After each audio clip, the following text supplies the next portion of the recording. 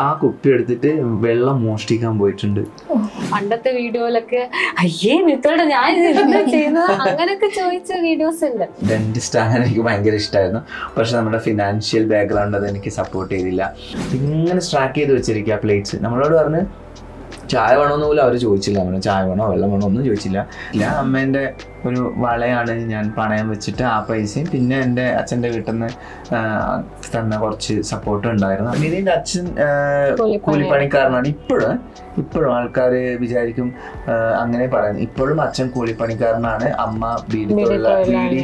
ഡ്രസ്സൊന്നും ഇടാനുണ്ടാവില്ല. ആ അപ്പുറത്തെ വീട്ടിൽ നിന്ന് അവർ യൂസ് ചെയ്ത ക്ലോത്ത്സ് എനിക്ക് തരും. പക്ഷെ എനിക്ക് ഞായറാഴ്ച ഒന്നും മനസ്സിലാവുന്നില്ല പറഞ്ഞു. അപ്പൊ അതിന്റെ ഒരു വിഷമം. എത്ര വലിയ ബ്രാൻഡായാലും എത്ര നല്ല ക്വാളിറ്റിയുള്ള പ്രൊഡക്റ്റ് ആയാലും ഡെഫിനറ്റ്ലി ഒരു പെർസെൻറ്റേജ് ഓഫ് ആൾക്കാർ ഡിസ്ലൈക്ക് ചെയ്യും. അത് ഇല്ലെങ്കിൽ അത് ജെന്യൂൻ ആയിരിക്കില്ല. സോഷ്യൽ മീഡിയയിൽ തിളങ്ങി നിൽക്കുന്ന മീത്തും മിറിയുമാണ് ഇന്ന് നമ്മുടെ കൂടെയുള്ളത്. നമസ്കാരം. നമസ്കാരം. ഇപ്പോൾ വളരെ സന്തോഷമുള്ള ഒരു കാലഘട്ടത്തിലൂടെ കടന്നു പോവുകയാണല്ലോ. ഇപ്പോൾ സ്വന്തമായിട്ട് വീടെന്നൊരു പറയുന്ന വലിയ സ്വപ്നം സാക്ഷാത്കരിച്ചിരിക്കുകയാണ്. എന്തൊക്കെയാണ് പുതിയ വിശേഷങ്ങൾ? വീട് വെച്ചതിന് ശേഷം നമുക്ക് ആക്ച്വലി റിലാക്സ് ചെയ്യാൻ പറ്റിയില്ല അല്ലേ? ഭയങ്കര തിരക്കായി. ഒന്നാമത് നമ്മുടെ കുറേ ചാനൽസിൻ്റെ ഇൻ്റർവ്യൂസ്, പിന്നെ കുറേ ഫ്രണ്ട്സുമാർ വന്നു പോകുന്നു, അതിലിടക്ക് 2-3 ഷൂട്ട്സ് വന്നു.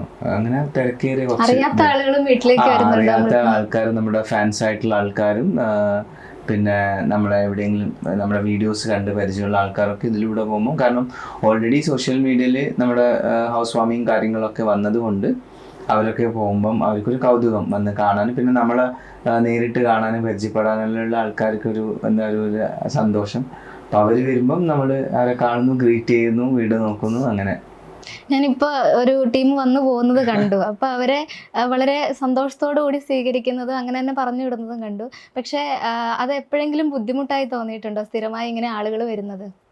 ബുദ്ധിമുട്ടായി തോന്നാറില്ല. പക്ഷേ എങ്കിൽ എന്താണെന്ന് വെച്ചാൽ അവർ നമ്മളെ കാണുന്ന ഒരു രീതി, അവരുടെ ഒരു അനിയനോ അല്ലെങ്കിൽ അവർക്ക് നല്ല പരിചയമുള്ള ഒരാളോ അവരങ്ങനെയാണ് കയറി വരുന്നത്. നമ്മളെ അടുത്ത് കുറേ മുന്നേ പരിചയമുള്ള ഒരു ഇതായിട്ടാണ് അങ്ങനെയാണ് അവർ കയറി വരുന്നത്. അപ്പൊ അങ്ങനെ വരുന്ന ആളെ ഒരിക്കലും നമുക്കൊരു ബാഡ് ഫേസ് കൊണ്ട് ഒരിക്കലും നമുക്കങ്ങനെ വെൽക്കം ചെയ്യാൻ പറ്റില്ല. ആര് വീട്ടിൽ വരുമ്പോൾ അവരെ വെൽക്കം ചെയ്യാന്നുള്ളത് എല്ലാരും ചെയ്യുന്ന ഒരു കാര്യമല്ലേ. അപ്പൊ അങ്ങനെ വെൽക്കം ചെയ്തിട്ടല്ലേ അവർക്ക് ആ വീടൊക്കെ കാണണമെന്ന് ആഗ്രഹമുണ്ട്. വീട് എടുക്കും, പിന്നെ നമ്മളോട് സെൽഫി എടുക്കണം എന്നുണ്ട്. സെൽഫി എടുത്തിട്ട് അവര് പോവാറുണ്ട്. അവളെ ഹാപ്പി ആക്കിയിട്ട് വിടാറുണ്ട്. നമ്മൾ ബ്ലണ്ടർ അടിച്ചു പോകും. കാരണം ആരാന്നറിയില്ല, പെട്ടെന്ന് ആരാന്നറിയില്ല, അവരോട് എന്താ ചോദിക്കേണ്ടതെന്ന് അറിയില്ല. അവര് നമ്മളെ കണ്ട് ഭയങ്കര ഒരു പരിചയമുള്ള ഒരാളെ പോലെ അവര് പെട്ടെന്ന് നമ്മളോട് സംസാരിക്കും. അപ്പൊ ചില സമയത്ത് നമുക്ക് അത് എങ്ങനെ റിയാക്ട് ചെയ്യണം, എങ്ങനെയാണ് അത് ഫേസ് ചെയ്യേണ്ടതെന്നുള്ളത് ഒരു കൺഫ്യൂഷനായിപ്പോൾ. പിന്നെ 2-3 പ്രാവശ്യം സംസാരിക്കുമ്പോഴത്തേക്കും ഓക്കെ ആവും. അങ്ങനെ കുറേ ആൾക്ക് എനിക്ക് 2 ദിവസമായിട്ട് കുറച്ച് ആൾക്കാർ കുറഞ്ഞു. അല്ലാണ്ട് ഹൗസ് വാമിങ് കഴിഞ്ഞുകൊണ്ട് തന്നെ ഫാമിലി ആയിട്ട് വരുന്ന ആൾക്കാരുണ്ട്, ഫ്രണ്ട്സ് ആയിട്ട് വരുന്ന ആൾക്കാരുണ്ട്, ഒരുമിച്ച് വർക്ക് ചെയ്യുന്ന ആൾക്കാർ ഉണ്ട്. പിന്നെ ഈ റോഡിൽ കൂടെ എപ്പോഴും സ്കൂൾ ബസ് പോകുമ്പോൾ പിള്ളേന്മാർ ഇങ്ങനെ മിരീന്ന് വിളിച്ചിട്ടാണ് പോവുക. ഇപ്പോഴും ഞാൻ താഴത്തുനിന്ന് വരുമ്പോൾ പിള്ളേർ പോകുന്നുണ്ടായിരുന്നു. അതൊക്കെ നമുക്ക് വലിയ സന്തോഷമുള്ള ഒരു കാര്യമാണ്. ഇപ്പോൾ ഈ ഒരു സന്തോഷമുള്ള കാലഘട്ടത്തിന് മുമ്പ് ഒരു സ്ട്രഗ്ലിംഗ് പീരീഡ് ഉണ്ടാവുമല്ലോ. തീർച്ചയായിട്ടും എല്ലാവരും ഇപ്പോൾ പറയുന്നുണ്ടാവും പ്രിവിലേജ്ഡ് ആണ്, അവർക്ക് സോഷ്യൽ മീഡിയയിൽ റീച്ച് ഉണ്ടല്ലോ എന്നൊക്കെ. പക്ഷേ ആദ്യത്തെ ഒരു സബ്സ്ക്രൈബറെ ഉണ്ടാക്കുന്നത് തൊട്ടുള്ള ഒരു ഹാർഡ് വർക്ക് ഉണ്ടല്ലോ. ഇപ്പോൾ അത് തിരിഞ്ഞു നോക്കുമ്പോൾ എങ്ങനെയാണ് അതിനെ വിലയിരുത്തുന്നത്? അത് വലിയ ആക്ച്വലി ആൾക്കാർക്ക് ഈ പറയുന്ന ഞാൻ കുറെ ഇന്റർവ്യൂവിൽ പറഞ്ഞ കാര്യം, നമ്മൾ 1 മിനിറ്റിന്റെ വീഡിയോ എന്ന് പറയുന്നത് നമ്മൾ ഷൂട്ട് ചെയ്യുന്നത് 1 മിനിറ്റ് ഒന്നും ആയിരിക്കില്ല. ഇപ്പം വലിയ കണ്ടന്റ് ആണ്, അല്ലെങ്കിൽ ഒരു സ്റ്റോറി ബേസ്ഡ് കണ്ടന്റ് ആണ്, അങ്ങനത്തെ ഒക്കെ നമ്മൾ വളരെ സിമ്പിൾ ആയിട്ടുള്ള കോമഡി വീഡിയോസും ചെയ്യാറുണ്ട്, സീരിയസ് ആയിട്ടുള്ള ടോപ്പിക്കിൽ വീഡിയോസ് ചെയ്തിട്ടുണ്ട്. പിന്നെ കുറെ ബ്രാൻഡഡ് ആഡ്സ് ആണെങ്കിൽ കൂടി നമ്മളത് കണ്ടന്റ് സ്റ്റോറി ബേസ് ആയിട്ട് ചെയ്യാറുണ്ട്. അത് അങ്ങനെയൊക്കെ ചെയ്യുമ്പോഴത്തേക്കും ഒരുപാട് സമയം എടുക്കും. അത് മാത്രമല്ല നമ്മൾ പല ദൂര സ്ഥലങ്ങളിലും പോയി ഷൂട്ട് ചെയ്ത് രാത്രി 2 മണി 3 മണി നേരത്തൊക്കെയാണ് അധികം തിരിച്ചു വരുന്നത്. ഇപ്പം കണ്ണൂർ ജില്ല വിട്ട് പുറത്തൊക്കെ പോയിട്ട് വരുമ്പോഴത്തേക്കും പിന്നെ അത് തിരിച്ചു വന്ന് പിറ്റേ ദിവസം വരെയാണ് പ്രൊഫഷണൽ വീഡിയോസ് ഒക്കെ എഡിറ്റ് ചെയ്യുന്നത്. അപ്പോൾ അത് കോപ്പി ചെയ്ത് എഡിറ്റ് ചെയ്ത് പിന്നെ അതിന് ബ്രാൻഡിന് കൊടുത്ത് അവരുടെ ചേഞ്ചസ് വന്ന് വീണ്ടും എഡിറ്റ് ചെയ്ത് അങ്ങനെയൊക്കെ കുറേ ഫോളോ അപ്സ് ഉണ്ട്. അപ്പം ഇങ്ങനത്തെ കാര്യങ്ങളൊക്കെ നോക്കുമ്പോൾ നമ്മളൊരു വലിയൊരു കല്ലും മലയും എല്ലാം കയറി ഇറങ്ങി വന്ന ഒരു പിക്ചറാണ് നമ്മൾ തിരിഞ്ഞു നോക്കുമ്പോൾ നമുക്ക് കാണാൻ പറ്റും. ഈസി ആയിട്ടുള്ള വഴികളല്ല. അത് എനിക്ക് മാത്രമല്ല, എല്ലാ യൂട്യൂബേഴ്സിനും എല്ലാ കണ്ടന്റ് ക്രിയേറ്റേഴ്സിനും അത് റിലേറ്റ് ചെയ്യാൻ പറ്റും. ഒരാൾക്കും ഇപ്പം നമ്മളൊരു 1-2 വീഡിയോ വൈറലായി ഭയങ്കര നമുക്ക് ഭയങ്കര ഫെയിം കിട്ടിയെന്ന് വെച്ചിട്ട് നമ്മൾ ഇരിക്കുകയാണെങ്കിൽ അവിടെ ഇരുന്നിടത്തേ ഉണ്ടാവുള്ളൂ, നമ്മൾ ഒരിക്കലും എണീച്ച് വരാൻ പറ്റില്ല. നമ്മൾ വൈറൽ ആയി കഴിഞ്ഞാലാണ് നമുക്ക് ഏറ്റവും കൂടുതൽ റെസ്പോൺസിബിലിറ്റി വരുന്നത്. അതുവരെ നമുക്ക് വേണമെങ്കിൽ ഒരു ചിൽ പീരീഡ് ജസ്റ്റ് ഒരു എന്താ ടൈം പാസിന് വേണ്ടിയിട്ടുള്ള വീഡിയോസിനൊക്കെ ആക്കാം. വൈറലൊക്കെ ആകുമ്പോഴത്തേക്ക് നമ്മൾ കുറച്ച് ഫെയിമൊക്കെ വരുമ്പോഴത്തേക്ക് നമ്മളതൊരു എൻ്റർടൈൻമെൻറ്റിന് കാണുന്ന ആൾക്കാർക്ക് എൻ്റർടൈൻമെൻ്റ് ആണെങ്കിൽ കൂടി ചെയ്യുന്ന നമ്മൾക്ക് അതൊരു പ്രൊഫഷനായി മാറിക്കഴിയും. നമുക്കൊരു ആസ് എ കപ്പിൾ നമുക്ക് കംപ്ലീറ്റ്ലി ഈ കോണ്ടന്റ് ക്രിയേഷൻ ഒരു പ്രൊഫഷനാണ്. നമ്മുടെ പ്രൊഫഷണൽ ജോബ് രണ്ടുപേരും റിസൈൻ ചെയ്തിട്ടാണ് ഈ ഒരു മേഖലയിൽ ഇപ്പം നിൽക്കുന്നത്. അതും എല്ലാ സെക്കൻഡിലും ഓരോരോ ടാലൻറ്റ് വന്നുകൊണ്ടിരിക്കുകയാണ്, ഓരോരോ ആൾക്കാർ വൈറലായിക്കൊണ്ടിരിക്കുകയാണ്, പുതിയ പുതിയ ടാലൻറ്റ്സ് വരികയാണ്.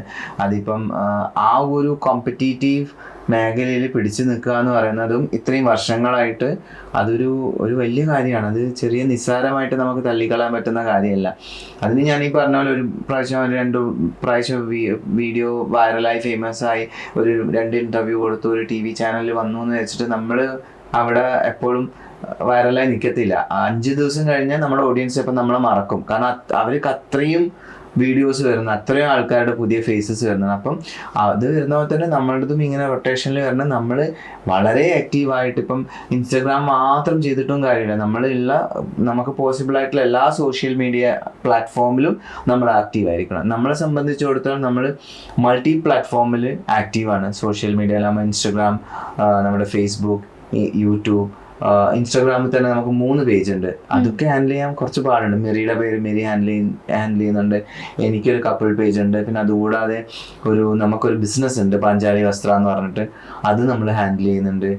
ഈ എല്ലാ പേജിനും ഫേസ്ബുക്ക് ഉണ്ട്, യൂട്യൂബ് ഉണ്ട്. അപ്പം 3 6 9 പേജസ് അത് മാത്രമായി. അങ്ങനെ കുറച്ച് പരിപാടികളൊക്കെ ഉണ്ട്. എങ്ങനെയാണ് ഈ എഡിറ്റിംഗ് ഇത്ര അതിനു മുമ്പേ നമ്മൾ ഇപ്പം അത് നമ്മളുടെ ബിസിനസ്സാണ് പാഞ്ചാലി വസ്ത്ര, അറിയോ? അപ്പം പാഞ്ചാലി വസ്ത്രയിലെ ഒരു ചെറിയൊരു ഗിഫ്റ്റ് സാരിയാണ് നമ്മളുടെ മെയിൻ ഫോക്കസ്. അപ്പൊ ശ്രീഷയ്ക്ക് നമ്മുടെ വക ഒരു ചെറിയ ടോക്കൺ ഓക്കെ, കുറച്ച് കഴിഞ്ഞ് തുറന്നു നോക്കാം ബാക്കി ചോദ്യങ്ങൾ കഴിഞ്ഞിട്ട്. അപ്പൊ പറയൂ എഡിറ്റിങ്ങിനെ പറ്റി. എഡിറ്റിംഗ് എങ്ങനെയാണ് ഞാൻ അതിൽ എത്തിപ്പെട്ടതെന്ന്. ഞാൻ IT പ്രൊഫഷണലായിട്ട് സോഫ്റ്റ്വെയർ എഞ്ചിനീയറായിട്ട് വർക്ക് ചെയ്തുകൊണ്ടിരുന്ന ഒരാളാണ്. അപ്പം ഈ ഒരു കോണ്ടന്റ് ക്രിയേഷനിൽ വരുന്നതിനെ പറ്റി ഒരു ഐഡിയ ഇല്ലാത്ത ഒരാളാണ്. ക്യാമറ ഫേസ് ചെയ്യാൻ പേടിയുള്ള ഒരാളായിരുന്നു ഞാൻ. ഫസ്റ്റത്തെ വീഡിയോസ് ഒക്കെ നമ്മൾ എനിക്കിപ്പോൾ തോന്നുന്നു ഒരു 5 years ആയി, 5 അല്ല more than 6 years ആയി നമ്മൾ ഈ ഒരു ഫീൽഡിൽ. അപ്പോൾ ആ ഒരു 6 കൊല്ലം മുന്നേ നമ്മൾ ചെയ്ത ഒരു വീഡിയോയും ഇപ്പൊ നമ്മൾ ചെയ്യുന്ന ഒരു വീഡിയോ നമ്മൾ ഭയങ്കര ഡിഫറൻസ് ആണ്. ക്വാളിറ്റി ആയാലും നമ്മളെ സംബന്ധിച്ച് ഇപ്പൊ നമ്മൾ നന്നായിട്ട് കുറച്ച് ആക്ട് ചെയ്യുന്നുണ്ടെന്നാണ്, പക്ഷെ not comparing to anybody else. പക്ഷേ എങ്കിൽ ഞാൻ എന്നെ തന്നെ കമ്പയർ ചെയ്യുമ്പോൾ ഞാൻ വളരെ നന്നായിട്ട് പെർഫോം ചെയ്യുന്നു. പണ്ടത്തെ വീഡിയോയിലൊക്കെ അയ്യേ മിത്തോടെ ഞാൻ ചെയ്യുന്നത് അങ്ങനെയൊക്കെ ചോദിച്ച വീഡിയോസ് ഉണ്ട്.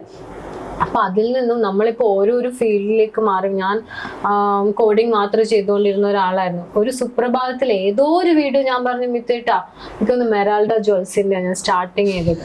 ഞാൻ പറഞ്ഞു, മിത്തേട്ട നിങ്ങൾ എഡിറ്റ് ചെയ്യണ്ട, ഞാൻ എഡിറ്റ് ചെയ്യാം. എന്നിട്ട് നമുക്ക് നോക്കാമല്ലോ അതിൻ്റെ ഒരു ഡിഫറൻസ്. അത് ഞാൻ എഡിറ്റ് ചെയ്തപ്പോൾ മിത്തോട്ടന് ഭയങ്കര ഇഷ്ടമായി. മിത്തോട്ടൻ എന്ത് രസമായി, ഇനി എഡിറ്റ് ചെയ്താൽ മതി. ഇനിയിപ്പോൾ 4 വർഷം ഞാൻ തന്നെ ഇതുപോലെ ബ്രാൻഡഡ് ആഡ്സ് ഒക്കെ വരുമ്പോൾ ഞാൻ തന്നെ എഡിറ്റ് ചെയ്യുന്നത്. അതെന്ന് വെച്ച് കഴിഞ്ഞാല് പുറമേയുള്ള ആൾ എഡിറ്റ് ചെയ്താലും എനിക്കതൊരു തൃപ്തിയാവില്ല, അത് എനിക്കും ആവില്ല. നമ്മുടെ എല്ലാ ബ്രാൻഡഡ് പ്രൊഫഷണൽ വീഡിയോസ് നമ്മൾ ചെയ്യുന്ന, നമുക്കിപ്പോൾ പേയ്മെന്റ് വാങ്ങിച്ചിട്ടാണല്ലോ നമ്മൾ. അപ്പൊ അതിനൊരു പൂർണ്ണത വരണമെങ്കിൽ അത് മെരി തന്നെ എഡിറ്റ് ചെയ്യാം. ഞാനിപ്പോ അന്ന് എനിക്കൊന്ന് പ്രിയങ്ക ചോപ്രന്റെ ഒരു വീഡിയോസ് ഞാൻ എപ്പോഴും കാണാറുണ്ട്, അവരുടെ ഇന്റർവ്യൂസ് ഒക്കെ. അതിൽ പറയുന്നുണ്ട്, എൻ്റെ അടുത്ത് ഇപ്പൊ ഒരാൾ വരക്കാൻ പറഞ്ഞാൽ ഞാൻ വരയ്ക്കും, എൻ്റെ അടുത്ത് ഇപ്പൊ ഒരാൾ ഡാൻസ് ഞാൻ വരയ്ക്കും, ഞാൻ ഡാൻസ് ചെയ്യും. അതായത് it's about level of interest അല്ലേ. നമ്മളിപ്പോ എന്റെ പ്രൊഫഷൻ ഇതാണ്, അപ്പൊ എനിക്ക് വേറൊരാൾ ചെയ്തു തരുമെന്ന് വെച്ച് നിന്ന് കഴിഞ്ഞാല് ആരും എനിക്കത് ചെയ്തു തരില്ല. അപ്പൊ ഞാൻ തന്നെ ഇൻട്രസ്റ്റ് എടുത്തിട്ട്, അപ്പൊ എനിക്കറിയാം എവിടെയൊക്കെ കട്ടിങ് വേണം, എവിടെയൊക്കെ എഡിറ്റിംഗ് വേണം, എന്തൊക്കെ ഇടണം എന്നുള്ളത് എനിക്കും മിത്തോട്ടനായിരിക്കും കൂടുതൽ അറിയാം. അതൊരു വേറൊരു എഡിറ്റർക്ക് ഞാൻ കൊടുക്കുമ്പോൾ എക്സ്പ്ലെയിൻ ചെയ്യുന്നതിനെക്കാട്ടും നല്ലത് ഞാൻ തന്നെ ഇരുന്ന് ചെയ്യുന്നതാന്ന് മനസ്സിലാക്കിയ ഒരു പോയിന്റില് മാറ്റി മാറ്റി എനിക്ക് ഓക്കെ ഇപ്പം ഒരു വീഡിയോ ഒക്കെ എനിക്ക് പെട്ടെന്ന് എഡിറ്റ് ചെയ്യാൻ പറ്റും. എനിക്ക് അധികം ടൈം എടുക്കേണ്ടി വരാറില്ല. അതെന്റെ ഒരു കോൺഫിഡൻസ്. ഞാൻ മൊബൈലിൽ തന്നെ CapCut വെച്ചിട്ടാണ് ഞാൻ ചെയ്യാറ്. പിന്നെ വേറെയും കുറെ സോഫ്റ്റ്വെയർ ഉണ്ട്, ഞാൻ അതൊന്നും പരീക്ഷിച്ചിട്ടില്ല. CapCut തന്നെ എല്ലാം ചെയ്യും. ഇപ്പം കുഞ്ഞുണ്ട്, അതിന്റെ കൂട്ടത്തിൽ ഇപ്പൊ പാഞ്ചാലി വസ്ത്രയുടെ കാര്യങ്ങൾ നോക്കണം, ഈ ഷൂട്ട് നോക്കണം, ഇപ്പൊ എഡിറ്റ് നോക്കണം, അതുപോലെ തന്നെ ക്യാമറ എല്ലാം നിങ്ങൾ തന്നെയാണല്ലോ ചെയ്യുന്നത്. അപ്പൊ ഇത് മൊത്തത്തിൽ ഇതിന്റെ ഒരു മാനേജിങ് എങ്ങനെയാണ് നടക്കുന്നത്? നമ്മൾ ആക്ച്വലി നമ്മുടെ ജോബ് രണ്ടും ഡിവൈഡ് ചെയ്ത് വെച്ചിട്ടുണ്ട്. ആക്ച്വലി പാഞ്ചാലിയുടെ എല്ലാ ബാക്ക് എൻഡ് വർക്കും ചെയ്യുന്നത് ഞാനാണ്. ഇപ്പം പർച്ചേസ് ആയാലും പേയ്മെന്റ്സ് ആയാലും വെൻഡർ മാനേജ്മെന്റ് ആയാലും മാർക്കറ്റിംഗ് നമ്മൾ പുറത്ത് എവിടെ ഇതുവരെ ടച്ച് വുഡ് കൊടുത്തിട്ടില്ല.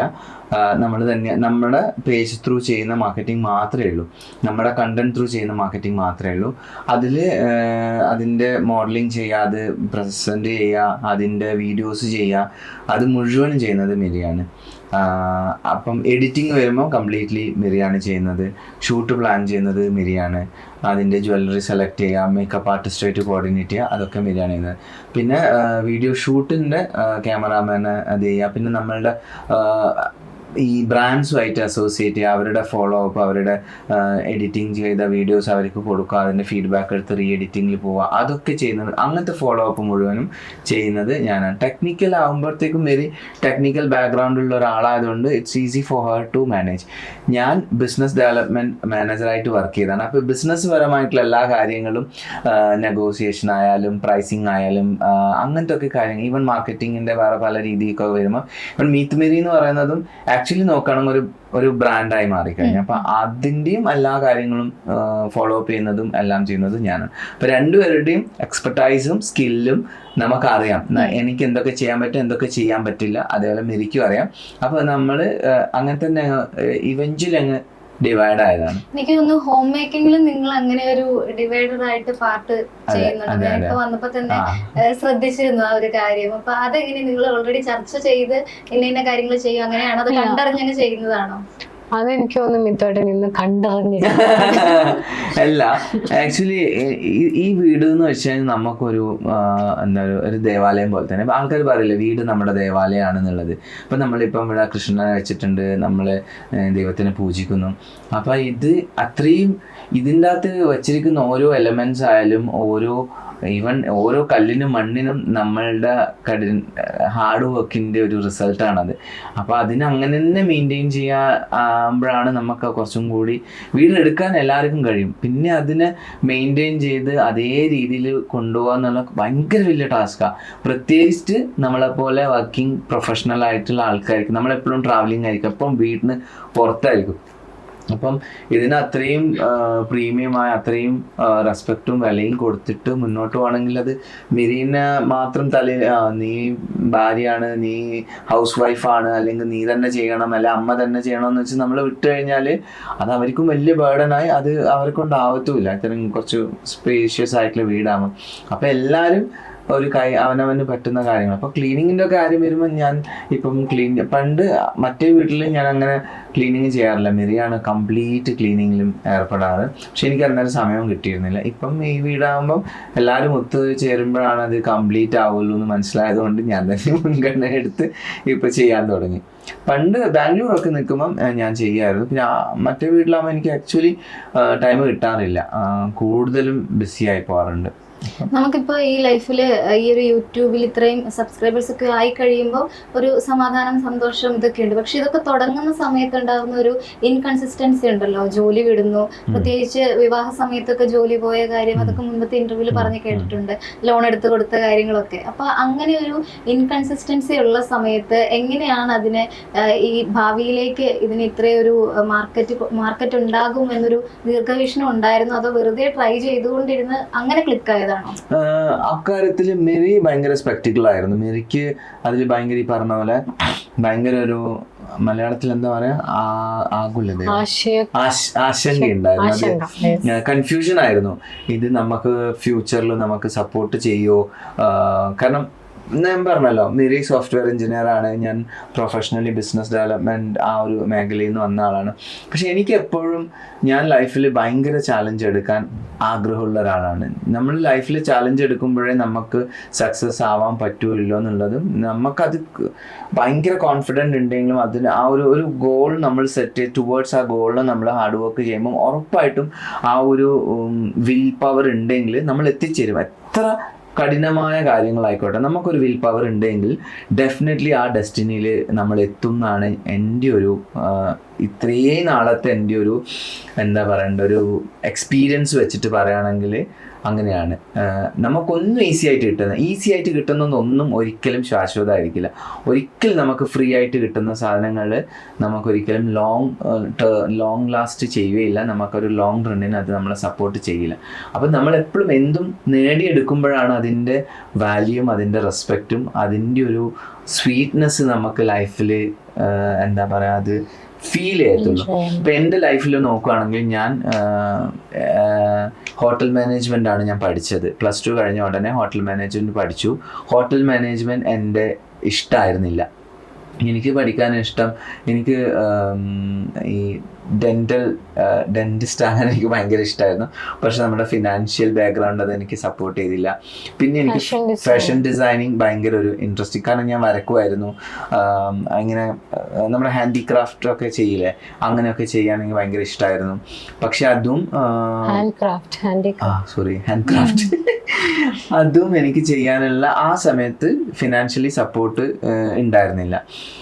അപ്പോഴാണ് നമ്മുടെ ഞാനൊരു ഇന്റർവ്യൂവിൽ പറഞ്ഞായിരുന്നു, രാജുവേട്ടൻ്റെ പൃഥ്വിരാജിൻ്റെ സ്വപ്നക്കൂട് എന്ന് പറയുന്ന മൂവി കണ്ടപ്പം ഭയങ്കര നൈസായിട്ടുള്ള ഒരു പ്രൊഫഷൻ. നമ്മള്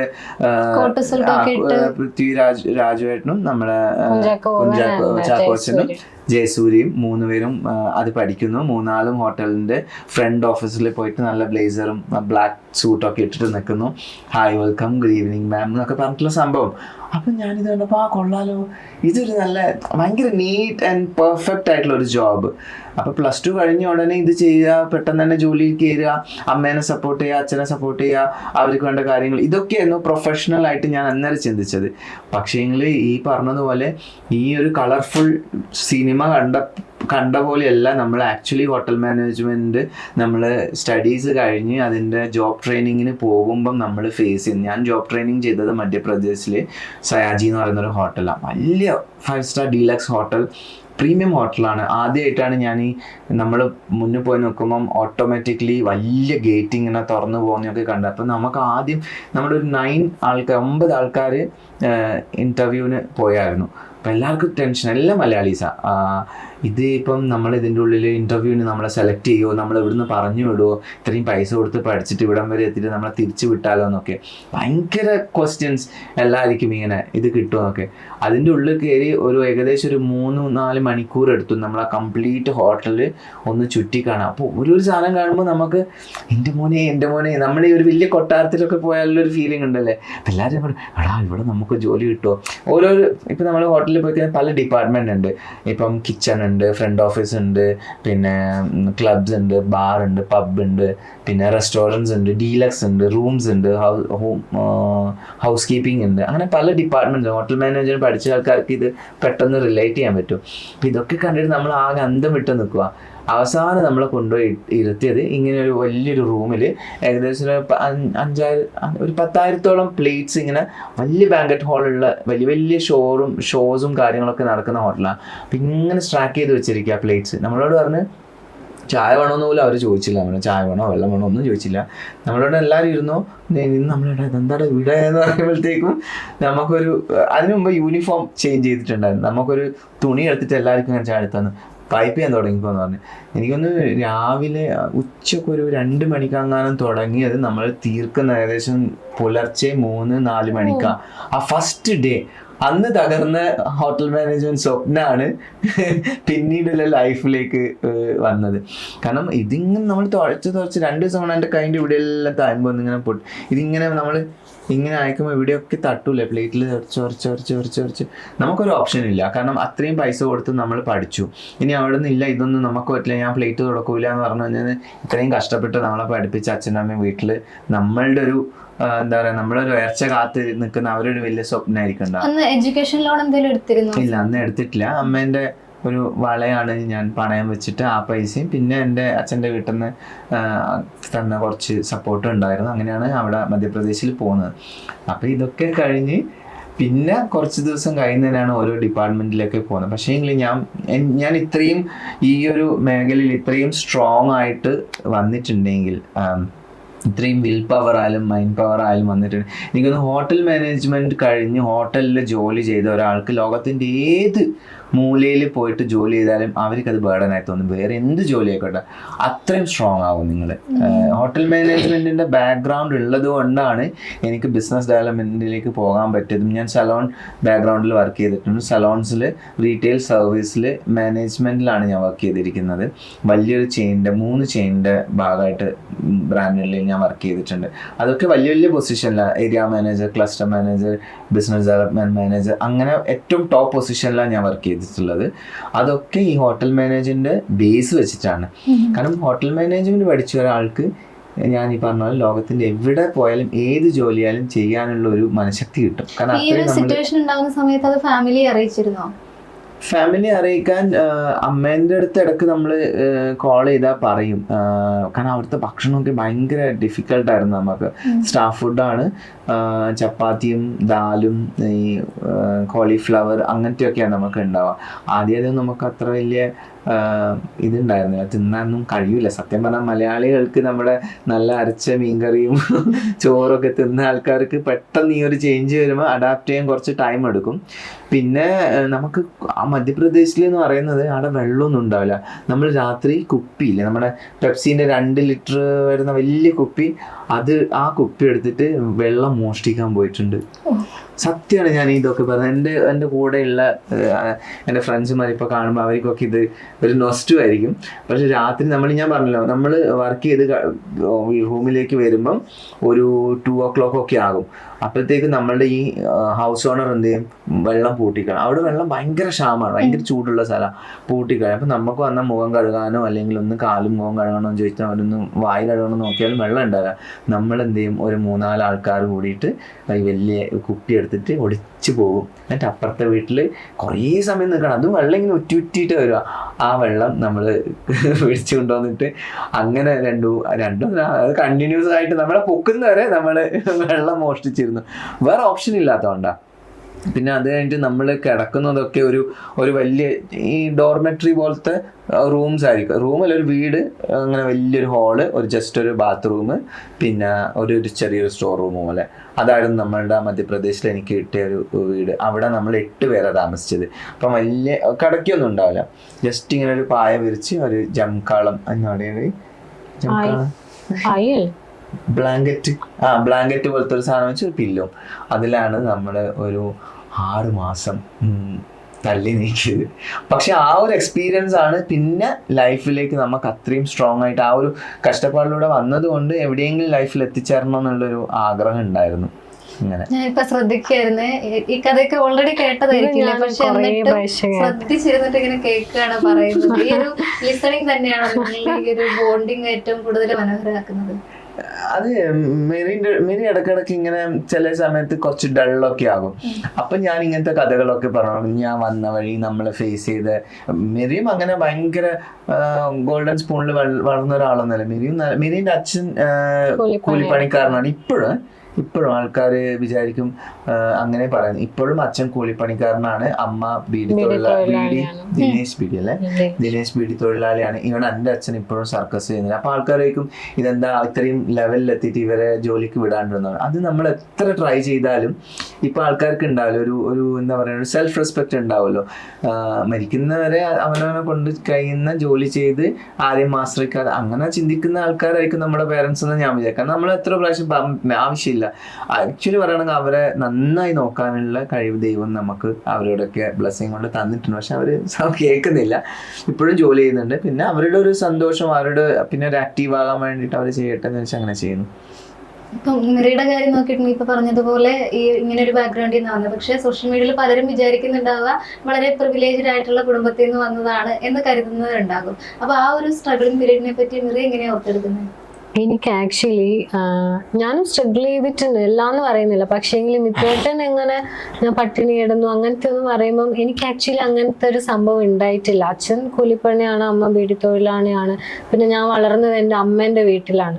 എന്നെ ഒരു 10th വരെ ഞാൻ അവിടെയാണ് നിന്നത്. അപ്പൊ അവിടെ നിന്നൊക്കെ എന്ന് പറയുമ്പോൾ ശരിക്കും ഇല്ലെങ്കിലും എന്നെ പൊന്നുപോലെ നോക്കി എന്നൊക്കെ പറയില്ലേ, അങ്ങനെ എന്നെ പൊന്നുപോലെ നോക്കിയിട്ടാണ് ഉള്ളത് കൊണ്ട് അങ്ങനെ എനിക്ക് അങ്ങനെ സ്ട്രഗിളിങ് പീരീഡ് ആയിട്ട് എനിക്ക് എനിക്ക് തോന്നിയിട്ടില്ല. അപ്പം മിത്തുവേട്ടൻ ഈ കഥയൊക്കെ ഞാൻ കല്യാണം കഴിഞ്ഞ് വന്ന് ഇതൊക്കെ പറയുമ്പോൾ ഞാൻ ഇരിക്കും ഞാനൊക്കെ എന്ത് ഭാഗ്യവതിയാണ് ആ ഒരു സമയത്ത്. എന്നാലും എനിക്ക് ഡ്രസ്സൊക്കെ തന്ന ആൾക്കാരുണ്ട്. നമുക്കിപ്പം ഡ്രസ്സൊന്നും ഇടാനുണ്ടാവില്ല, ആ അപ്പുറത്തെ വീട്ടിൽ നിന്ന് ഒരു യൂസ് ചെയ്ത ക്ലോത്ത്സ് എനിക്ക് തരും. അങ്ങനെയൊക്കെ കുറേ ആൾക്കാർ അങ്ങനെ വളർന്നിട്ടുണ്ട്, ഇല്ല എന്നല്ല. പക്ഷെ അങ്ങനെയൊക്കെ വളർന്ന ഒരാൾ തന്നെയാണ്. പക്ഷേങ്കിൽ എനിക്കതൊന്നും അന്നേരം ഇത് സ്ട്രഗ്ലിങ് ആണ് അല്ലെങ്കിൽ അങ്ങനെയൊന്നും തോന്നിയിട്ടില്ല. ഞാനങ്ങനെ ഒരു വിഷമം അറിഞ്ഞിട്ട് വളർന്ന ഒരു കുട്ടിയല്ല, അറിയിച്ചിട്ടില്ല എന്ന് വേണമെങ്കിൽ പറയാം. അങ്ങനെ അറിയിക്കാണ്ട് വന്ന് എല്ലാ കാര്യങ്ങളും എനിക്ക് അച്ഛൻ കൊണ്ടു തരാറുണ്ട്. അല്ലെങ്കിൽ എൻ്റെ അമ്മേൻ്റെ വീട്ടിലാകുമ്പോൾ അവര് മാമന്മാരൊക്കെ ഉണ്ട്, മാമൻ എനിക്ക് സാധിപ്പിച്ചു തരാറുണ്ട്. എന്നെ പഠിപ്പിച്ചത് എൻ്റെ മാമനാണ്, അച്ഛൻ്റെ മാമനാണ്. എന്നെ NTTF ഞാൻ കമ്പ്യൂട്ടർ എഞ്ചിനീയർ, അമ്മേൻ്റെ മാമൻ കമ്പ്യൂട്ടർ എഞ്ചിനീയറിംഗ് ആണ് ചെയ്യുന്നത്. NTTF ഡിപ്ലോമ ആയിരുന്നു. അപ്പം അന്നും ഞാൻ എനിക്ക് ഏറ്റവും ഇഷ്ടമില്ലാത്തൊരു ഫീൽഡാണ് കമ്പ്യൂട്ടർ എന്ന് പറയുന്നത്, കമ്പ്യൂട്ടർ എഞ്ചിനീയർ. അപ്പം മാമൻ പറഞ്ഞു അവിടെ പോകാം, അവിടെ ചേർക്കാം നിന്നെ. അപ്പം ഞാൻ ഓക്കെ അവിടെ ചേർക്കാം. അപ്പം എനിക്കത് ഒരു വിഷൻ ഇല്ലാണ്ടായിരുന്നു ഞാൻ ഇതുവരെ ഇവിടെ എത്തിയത്. അപ്പം മിത്തേട്ടൻ ഈ സ്റ്റോറീസ് ഒക്കെ കേൾക്കുമ്പോൾ എനിക്ക് ഇങ്ങനെ ഒരു വിഷനോ അല്ലെങ്കിൽ ഇങ്ങനെ ഒന്നും ഉണ്ടായിട്ടില്ലല്ലോ, ഞാൻ അങ്ങനെ ചിന്തിച്ചിട്ടുണ്ട്. സത്യം പറഞ്ഞാൽ എപ്പോഴും ദൈവം എന്നെ അനുഗ്രഹിച്ചത് കൊണ്ടാണ് ഞാൻ ഇവിടേക്ക് എത്തിയെന്ന് വിചാരിക്കും. എവിടേക്കോ ആരൊക്കെയോ എന്നെ ഇങ്ങനെ ഒരു വഴി തട്ടി തന്നു, ഞാൻ ആ വഴിയിലേക്ക് നടന്നു, ഇവിടെ വരെ എത്തി. അപ്പം മാമൻ അന്ന് കമ്പ്യൂട്ടർ എഞ്ചിനീയറിംഗ് ചെയ്യുന്നു, അത് ചെയ്തു. പക്ഷെ ഒരു ആഗ്രഹമല്ല, ഒരു എയിം ഉണ്ടായി, എനിക്കൊരു ജോബ് വേണമെന്നായിരുന്നു. ജോബ് ഇല്ലാതെ ഞാൻ ഒന്നും ചെയ്യില്ല, കല്യാണം പോലും കഴിക്കില്ല എന്ന് ഒരു എയിം എനിക്കുണ്ടായിരുന്നു. അപ്പം ആ ജോബ് ഞാൻ ബാംഗ്ലൂരിൽ തന്നെ നേടിയെടുത്തു. 9 years ഞാൻ വർക്ക് ചെയ്തു. ഇത്തവണ കല്യാണം കഴിച്ച് എന്നെ റിസൈൻ ചെയ്യിപ്പിക്കാൻ പഠിച്ച പണി 18 നോക്കി, പക്ഷെ ഞാൻ റിസൈൻ ചെയ്തിട്ടില്ലായിരുന്നു. പിന്നെ മിലിയൻ വന്നതിന് ശേഷമാണ് എനിക്ക് മാനേജ് ചെയ്യാൻ പറ്റുന്നില്ല എന്ന് കണ്ടപ്പോൾ മാത്രമാണ് ഞാൻ എൻ്റെ ജോബ് റിസൈൻ ചെയ്തത്. അതിൽ ഇപ്പോഴും എനിക്ക് ഭയങ്കര സങ്കടമാണ്. മേരി പ്രൊഫഷനെ ഭയങ്കരമായിട്ട് ഇഷ്ടപ്പെടുന്ന ഒരാളാണ്. അപ്പോൾ എനിക്കിത് ഭയങ്കര ഡിഫിക്കൽട്ടായിരുന്നു. കാരണം നമ്മൾ ഈ ഒരു മേഖലയിലാകുമ്പം രണ്ടുപേരുടെയും കോൺട്രിബ്യൂഷൻ ഭയങ്കര ഇമ്പോർട്ടൻ്റ് ആണ്. ഏതെങ്കിലും ഒരു ബ്രാൻഡഡ് ആഡ് ചെയ്യാനായാലും ട്രാവലിംഗ്, ജോലി ചെയ്യുമ്പം ട്രാവലിംഗ് ഒന്നും നടക്കില്ല. ഈവൻ നമ്മൾ കുറേ TV ഷോസ് ചെയ്തിട്ടുണ്ട്, റിയാലിറ്റി ഷോസ് ആയാലും ഗെയിം ഷോസ് ആയാലും അങ്ങനത്തെ ഒക്കെ ചെയ്തിട്ടുണ്ട്. അപ്പോൾ അങ്ങനത്തെ ഒക്കെ സമയങ്ങളിൽ പോകണമെങ്കിൽ പിന്നെ ലീവ് എടുക്കേണ്ടി വരും. പിന്നെ കണ്ടിന്യൂസ് ലീവ് എടുക്കുമ്പം അത് പ്രൊഫഷനെ ബാധിക്കും. ഇപ്പോൾ ഓൾറെഡി മെരീൻ്റെ ഒരു ക്വാളിറ്റി എന്താണെന്ന് വെച്ചാൽ എന്താണോ ചെയ്യുന്നത് അത് പെർഫെക്റ്റ് ആയിട്ട് അതിൽ ഡെഡിക്കേറ്റഡ് ആയിട്ട് മെരി ചെയ്യും. അപ്പോൾ അങ്ങനത്തെ ഒരാൾ പെട്ടെന്ന് അങ്ങോട്ടും ഇങ്ങോട്ടും മാറുമ്പം ഇത്രയും നല്ല നെയിം കൊണ്ടുവന്നിട്ട് എൻഡിൽ അത് സ്പോയിൽ ചെയ്യുന്ന മോശമല്ല. അതുകൊണ്ട് ഞാൻ പറഞ്ഞു നമുക്കിപ്പം ഇത്രയും സ്ട്രെസ്സിൻ്റെ ആവശ്യമില്ല, ജോലി റിസൈൻ ചെയ്യാന്നുള്ളത്. പിന്നെ അവസാനം മെരിയായിട്ട് തന്നെ എടുത്തൊരു ഡെസിഷനാണ്. ഞാൻ പുഷ് ചെയ്തിരുന്നു, ഇല്ലയെന്ന് പറയാൻ പറ്റില്ല. പിന്നെ മെരിക്കത് മനസ്സിലായി അത് അങ്ങനെ ചെയ്യാൻ പറ്റുമെന്നുള്ളത്. അല്ല, ഇപ്പൊ പറഞ്ഞത് കേൾക്കുമ്പം അതായത് മറ്റുള്ളവരുടെ വസ്ത്രങ്ങൾ ഇടാൻ അങ്ങനെ ഒരു സാഹചര്യത്തിൽ നിന്ന് വന്നിട്ട് സ്വന്തമായിട്ടൊരു വസ്ത്ര ബ്രാൻഡിന്റെ ഓണറാണ്. അപ്പൊ അങ്ങനെ നോക്കുമ്പോൾ ശരിക്കും ഒരു കാലത്തിന്റെ കാവ്യനീതി എന്നൊക്കെ നമ്മൾ പറയുന്നത് പോലെ വേണമെങ്കിൽ കരുതാം. അപ്പൊ ഇനി ഒരു നെക്സ്റ്റ് ലെവലിലേക്ക് പാഞ്ചാലി വസ്ത്രയെ കൊണ്ടുപോകാനാണെങ്കിൽ അങ്ങനെ എന്തെങ്കിലും പ്ലാനുകളുണ്ടോ? തീർച്ചയായിട്ടും. കാരണം എനിക്കില്ലെങ്കിലും മിത്തുവേട്ടൻ, അതാണ് ഞാൻ പറഞ്ഞത്, മിത്തുവേട്ടൻ ഇപ്പം 2-3 വിഷൻ ഉണ്ടാവും. നെക്സ്റ്റ് 5 years എന്തായിരിക്കണം എന്നുള്ള ആൾക്കുള്ള ഒരു വിഷൻ മിത്തുവേട്ടനുണ്ട്. സത്യമാണ്, അതില്ലാന്ന് ഞാൻ ഒരിക്കലും പറയില്ല. അതുകൊണ്ട് തന്നെ ആയിരിക്കും ആ ഒരു എയിമിലേക്ക് വേണ്ടിയിട്ട് എപ്പോഴും ഹാർഡ് വർക്ക് ചെയ്യുന്നത്, അല്ലെങ്കിൽ അതിലേക്ക് വേണ്ടിയിട്ട് എല്ലാം ചെയ്യുന്നത്. ആക്ച്വലി ഹീസ് 80% ആളാണ് ചെയ്യുന്നത്, 20% ഞാൻ സപ്പോർട്ട് മാത്രമേ ചെയ്യാറുള്ളൂ. എനിക്ക് അങ്ങനെ ഇല്ല. ആക്ച്വലി ഞാനെന്താ വെച്ച് കഴിഞ്ഞാല് ഞാൻ ആക്ച്വലി ഒരു ലേസി പേഴ്സൺ, ഒരു കംഫർട്ട് സോണെന്ന് ഞാൻ ഒരിക്കലും പുറത്തു പോകാൻ ആഗ്രഹിക്കാത്ത ഒരാളാണ്. അതുകൊണ്ടാണ് എൻ്റെ ജോബിനെ ഞാൻ അത്ര ഇഷ്ടപ്പെട്ടതെന്ന് തോന്നുന്നു. കാരണം മോർണിംഗ് 9 to 6 വർക്ക് ചെയ്താൽ മതി. പബ്ലിക് ഹോളിഡേയ്സ് ഒക്കെ എനിക്ക് ഓഫാണ്, സാറ്റർഡേ സൺഡേ ഓഫാണ്. അപ്പൊ ഇപ്പം ഈ ഒരു കോണ്ടന്റ് ക്രിയേഷനിൽ വന്നപ്പോൾ എനിക്ക് അങ്ങനെയില്ല, പബ്ലിക് ഹോളിഡേ ഇല്ല, ഞായറാഴ്ചയില്ല, തിങ്കളാഴ്ചയില്ല, ഒന്നുമില്ല. അപ്പൊ സ്കൂളിൽ നിന്നൊക്കെ നമ്മള് നെഫ്യൂസ് ഒക്കെ ഉണ്ടാവല്ലോ, ഇന്ന് ഞായറാഴ്ചയാ, ഞായറാഴ്ചയാണോ? അപ്പൊ ഞായറാഴ്ച എന്നൊക്കെ പറയുമ്പോ എനിക്കൊരു 3 years മുന്നേ എന്റെ ഡേ ആണ്, എനിക്ക് വീട്ടിൽ എല്ലാം ചെയ്യാനുള്ള എന്റെ റിലാക്സിങ് ടൈമാണ് ഞായറാഴ്ച. ഷോപ്പിംഗ് ആണ്. ഈ ഒരു കണ്ടന്റ് ക്രിയേഷൻ എനിക്ക് ഞായറാഴ്ച ഒന്നും മനസ്സിലാവുന്നില്ല സത്യം പറഞ്ഞു. അപ്പൊ അതിന്റെ ഒരു വിഷമം. അപ്പൊ അങ്ങനെ. പക്ഷെ പാഞ്ചാലി വസ്ത്ര എന്ന് പറയുമ്പോൾ നമ്മള് പാഞ്ചാലി വസ്ത്ര ആക്ച്വലി സ്റ്റാർട്ട് ചെയ്തത് നമ്മളൊരു ജസ്റ്റ് ഒരു ഓക്കെ നമുക്കൊന്ന് സ്റ്റാർട്ട് ചെയ്ത് നോക്കാന്ന് വെച്ചിട്ടാണ് നമ്മളൊരു ട്രയലിനാണ് നമ്മൾ ബിസിനസ് സ്റ്റാർട്ട് ചെയ്തത്. പക്ഷേങ്കിൽ അത് നമുക്ക് ആൾക്കാർ തന്ന ആ ഒരു സപ്പോർട്ടും പിന്നെ നമ്മൾ ആ ഒരു പാഞ്ചാലി വസ്ത്രം വേറെ ബ്രാൻഡിൽ നിന്നും കംപ്ലീറ്റ്ലി ഡിഫറെന്റ് ആയിട്ടാണ് നമ്മൾക്ക് പാഞ്ചാലി വസ്ത്രം പ്രസന്റ് ചെയ്തത് ഓഡിയൻസിന് മുന്നിൽ. അത് കണ്ടിട്ട് ഇപ്പം അതേപോലെ ചെയ്യുന്ന വേറെ കുറെ ബ്രാൻഡ്സ് ഉണ്ട്. ഇല്ലാന്ന് ഞാൻ പറഞ്ഞ ഒരു സക്സസ് എന്ന് പറയുന്നത് നമ്മള് ആൾക്കാരിലേക്ക് എത്തിച്ചെന്നത് വളരെ ഡിഫറെന്റ് ആയിട്ട് നമ്മൾ ചെയ്തു എന്നുള്ളതാണ്. കാരണം ഒട്ടും ഫിൽറ്റർ ഇല്ലാതെ ഒരു സാരി നോർമൽ ആയിട്ട് ഒരു ഇപ്പൊ ഞാൻ ശ്രീഷ ഒരു സാരി എടുക്കാണ്, ഞാൻ വന്നിട്ട് ഇത് ഇടുന്ന സാരി ഇതങ്ങനെ നമ്മളെ ഒരു കോൺവെർസേഷൻ എങ്ങനെയാണ് ആ ഒരു കോൺവെർസേഷനിൽ അതേപോലെ ഞാനും മിത്താണ് നമ്മളൊരു കോൺവെർസേഷൻ നമ്മൾ ഓഡിയൻസിന് കൊടുത്തപ്പം അവര് തന്ന ഒരു അക്സെപ്റ്റൻസ് വളരെ വലുതാണ്. അക്സെപ്റ്റൻസിനെക്കാട്ടും കൂടുതൽ എനിക്ക് തോന്നുന്നു പാഞ്ചാലി വസ്ത്രം ഇത്രയും ആൾക്കാരുടെ ഉള്ളില് ഇപ്പം ആൾക്കാർ നമ്മളെ കാണുന്ന ഒരു രീതി ഉണ്ടല്ലോ, ഞാൻ നേരത്തെ കണ്ടില്ല ആൾക്കാർ എങ്ങനെയാണ് ഡയറക്റ്റ് വന്നിട്ട് സംസാരിക്കുന്നത് നമ്മൾ അറിയുന്ന ആളെ പോലെ. അപ്പൊ ആ പൾസ് തന്നെ നമ്മള് ഈ നമ്മുടെ ബ്രാൻഡിലേക്കും ഇൻകോപ്പറേറ്റ് ചെയ്തപ്പോഴാണ് ആൾക്കാരിലേക്ക് പെട്ടെന്ന് ഇറങ്ങിച്ചെന്നും പിന്നെ അതൊരു വലിയൊരു ട്രസ്റ്റ് ഫാക്ടറായി. ഒരു ബ്രാൻഡ് സ്റ്റാർട്ട് ചെയ്യുമ്പോൾ ഏറ്റവും ആദ്യം വേണ്ടത് ഒരു കസ്റ്റമറും ഒരു ബ്രാൻഡും തമ്മിലൊരു ട്രസ്റ്റ് ബിൽഡ് ചെയ്യുക എന്നുള്ളതാണ്. അത് നമുക്ക് പെട്ടെന്ന് ബിൽഡ് ചെയ്യാൻ പറ്റും. പിന്നെ എത്ര വലിയ ബ്രാൻഡായാലും എത്ര നല്ല ക്വാളിറ്റിയിലെ പ്രൊഡക്റ്റ് ആയാലും ഡെഫിനറ്റ്ലി ഒരു പെർസെൻറ്റേജ് ഓഫ് ആൾക്കാർ ഡിസ്ലൈക്ക് ചെയ്യും. അത് ഇല്ലെങ്കിൽ അത് ജെന്യൂൻ ആയിരിക്കില്ല. അപ്പം അങ്ങനെ നമുക്കുണ്ട് കുറച്ച് പ്രോഡക്റ്റ് ഇഷ്യൂസ് വരുന്നതും ആൾക്കാരുടെ എക്സ്പെക്ടേഷൻ മീറ്റ് ചെയ്യാത്ത അങ്ങനെയൊക്കെ ജെന്യൂൻ ആയിട്ട് പറയുകയാണെങ്കിൽ എല്ലാ ബ്രാൻഡ്സിനും ഉള്ളതുപോലെ നമുക്കും കുറച്ച് അങ്ങനത്തെ ഇഷ്യൂസ് വരാറുണ്ട്. അത് നമ്മൾ മാക്സിമം സോൾവ് ചെയ്യാൻ നോക്കാറുമുണ്ട്. ഇപ്പൊ ഒരു ദിവസം ഏകദേശം എത്ര ഷൂട്ട് ചെയ്യും? കാരണം എല്ലാം ഈ സാരി മാറ്റിയെടുത്ത് എല്ലാം അതിനനുസരിച്ചുള്ള മേക്കപ്പും ഓർണമെന്റ്സും ഒക്കെ എല്ലാം വ്യത്യസ്തമായ രീതിയിലാണല്ലോ ചെയ്യുന്നത്. അല്ലെങ്കിൽ ആളുകൾ ഒരിക്കലും ഒരേപോലെയുള്ള ഒരു സാധനം വാങ്ങാൻ ആഗ്രഹിക്കില്ല. അപ്പൊ അതിനു വേണ്ടിയിട്ട് ഏകദേശം എത്ര സമയം ഓരോ ദിവസവും വിനിയോഗിക്കുന്നുണ്ട്? ഒരു കംപ്ലീറ്റ് ഡേ ചെയ്തൊക്കെ ഉണ്ട്. അതായത് നമ്മളിപ്പം മേക്കപ്പ് ആർട്ടിസ്റ്റ് ഒക്കെ അതിനായിട്ട് നമ്മൾ വന്നു, ക്യാമറാമാൻ വന്നു, അവരുടെ എല്ലാ ടൈം നോക്കിയിട്ട് നമ്മൾ ഷൂട്ട് പ്ലാൻ ചെയ്യുന്നത്. അപ്പം ഒരു മേക്കപ്പ് ഇട്ടിട്ട് ഒരു സാരി മാത്രമേ ഞാൻ ചെയ്യുന്നുള്ളൂ എന്നെങ്കിൽ അവർക്കും വേസ്റ്റ് ആണ്, എനിക്കും വേസ്റ്റ് ആണ്, എൻ്റെ ടൈമാണ് വേസ്റ്റ് ചെയ്യുന്നത്. അപ്പൊ ആ ഒരു ഫുൾ ഡേ ഒരു 3-4 സാരി മാറ്റിയിട്ട് ഞാനൊരു 5-6 സാരി ഒക്കെ എടുത്തിട്ടാ പോവാ. അപ്പം മേക്കപ്പ് ആർട്ടിസ്റ്റ് ഇതൊക്കെ ചെയ്യാൻ പറ്റുമോ? കാരണം ലൈറ്റിംഗ് പോവല്ലോ നമുക്ക് രാവിലെ നമ്മൾ മേക്കപ്പ് തുടങ്ങിയാൽ. അപ്പം മാക്സിമം ഒരു 4-5 സാരി ഒക്കെ ഞാൻ ഷൂട്ട് ചെയ്യാൻ ശ്രമിക്കാറുണ്ട്. പിന്നെ നമ്മൾ വീട്ടിൽ നിന്ന് ഇതുപോലെ മിത്തേട്ടം ചെയ്യുന്നതാണെങ്കിൽ ഞാൻ തന്നെ മേക്കപ്പ് ചെയ്തിട്ട് അന്ന് ഞാൻ തന്നെ പ്രസന്റ് ചെയ്യുന്നൊക്കെ ഉണ്ട്. പക്ഷേ എങ്കിൽ ഇന്ന് നമ്മൾ സാരി ഇട്ടില്ല. ഇന്ന് ആക്ച്വലി സാരി ഇടണം എന്നായിരുന്നു, പക്ഷെ അതിനുള്ള സമയം കിട്ടിയില്ല. അപ്പോൾ ഓരോ ദിവസം ഓരോ സാരി ഇട്ട് ചെയ്യാറുണ്ട്. ഇപ്പോൾ മേക്കപ്പ് ആർട്ടിസ്റ്റും ക്യാമറമാനൊക്കെ ഉള്ള ദിവസമാണെങ്കിൽ ഒരു 5-6 സാരീസ് ഞാൻ വെയർ ചെയ്യാറുണ്ട്. ഇപ്പൊ അതുപോലെ നിങ്ങളുടെ ഡ്രസ്സിംഗ് സെൻസ് സോഷ്യൽ മീഡിയയിൽ എപ്പോഴും ശ്രദ്ധേയമാകാറുണ്ട്. കുറച്ച് വ്യത്യസ്തമായ രീതിയിലാണ് പ്രത്യേകിച്ച് ചേട്ടൻ ചെയ്യുന്നത് തോന്നിയിട്ടുണ്ട്. അത് ഡിസൈനിങ് ഇഷ്ടമായതുകൊണ്ട് അങ്ങനെ ട്രൈ ചെയ്യുന്നതാണോ? സമയം മലയാളം വാർത്തകൾ ഇനി ടൈംസ് ഓഫ് ഇന്ത്യ സൂപ്പർ ആപ്പിലും. ഇതിനായി പ്ലേ സ്റ്റോറിൽ നിന്നോ ആപ്പ് സ്റ്റോറിൽ നിന്നോ times of India app install ചെയ്യൂ. മലയാളം ഭാഷ തിരഞ്ഞെടുക്കൂ. വാർത്തകൾ ആസ്വദിക്കാം എല്ലാം ഇനി സമയത്തിൽ.